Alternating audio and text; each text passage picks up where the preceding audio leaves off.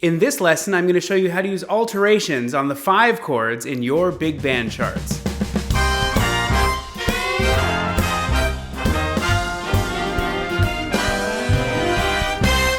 Hi, I'm Elliot Deutsch, a composer and arranger of big band music based in Los Angeles, and I'm the leader of the Pandemonium Big Band. I've also been doing these lessons for a little bit, and I've been getting great response. If you're enjoying these, take a second and hit subscribe. It's down below. Just hit that button. Good things happening for good people.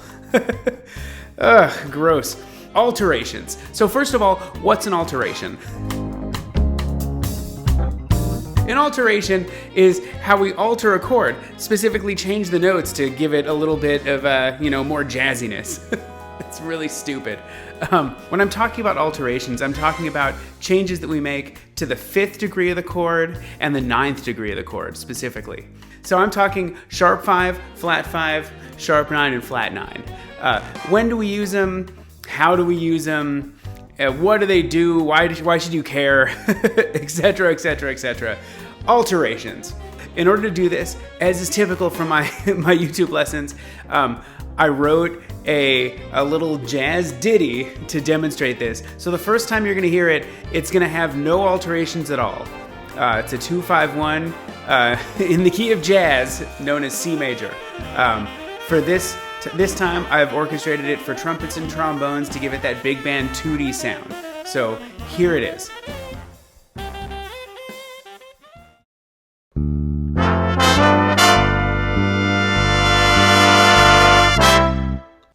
All right, so we recognize the sound of a G9 chord. It wants to go to the C. That's great. We've all done it. We all know how those things work.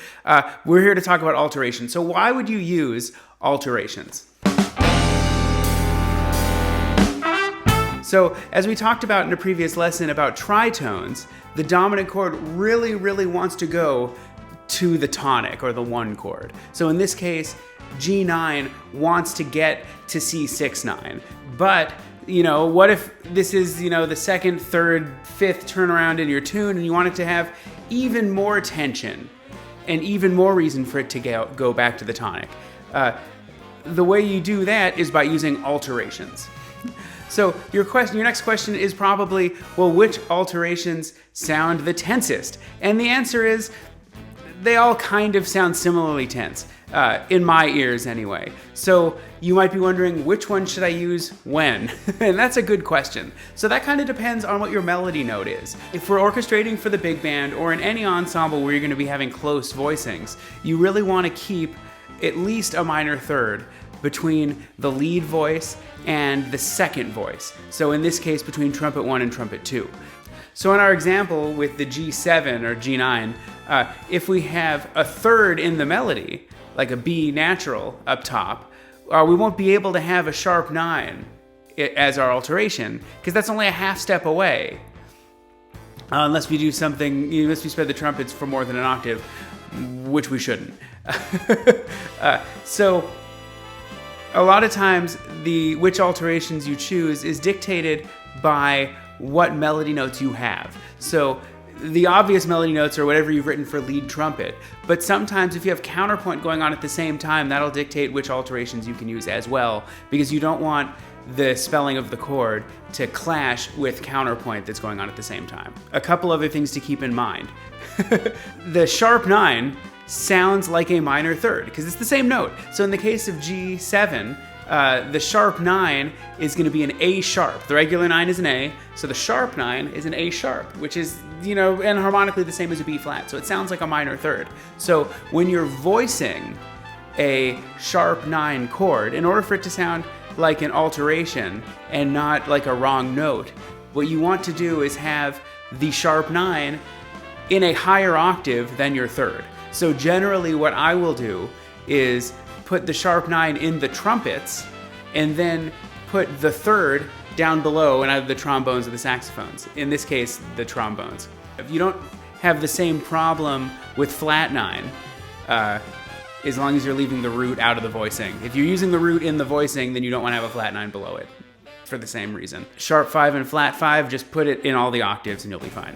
But again, if you have a sharp 5, in the melody, you're not going to have a flat 5 in that voicing because it's going to be too close to it. That said, instead of dragging it on much longer, I'm going to blitz you with a whole bunch of different examples of what these chords sound like. So we're going to take that same example that I played for you earlier, but now I've rewritten it with a bunch of different alterations on that 5 chord. Stick around to the end. I've got an extra bonus version of the 5 chord that I want to show you. That's not technically an alteration, but I use it in the same way, and so you deserve to see it.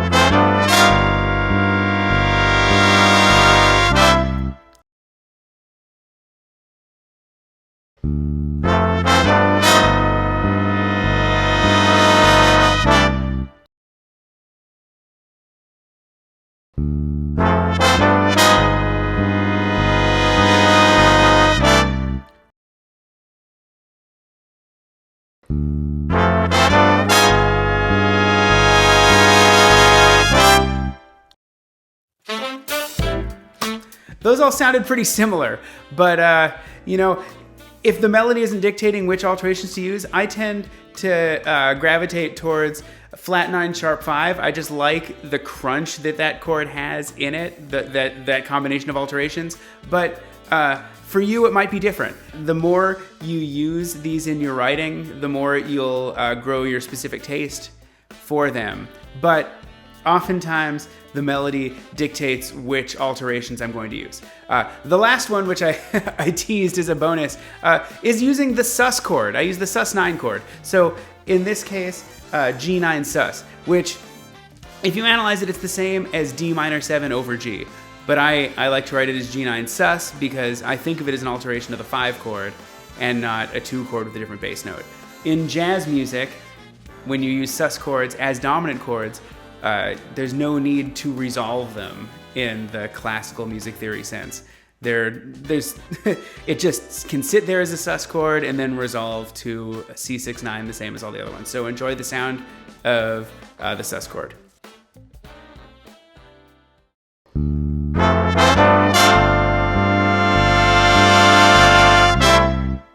Thank you so much for watching this lesson. I hope you got a lot out of it. I want to remind you again to hit subscribe. I really appreciate all the subscribers that have been coming in, and I'm hungry for more. And that said, I really appreciated all the response to the last video, and on that note, I would like to announce that I've launched a Patreon to support this channel. So there are links down below, and I would really, really appreciate it if you'd check it out and join at any level. Any amount will help. These videos take a lot of time to put together, and I'd like to continue doing this as long as possible, even though right now it's not really economically feasible. So if you can afford to support me, I would greatly appreciate it. So anyway, thank you so much, and until the next lesson, goodbye.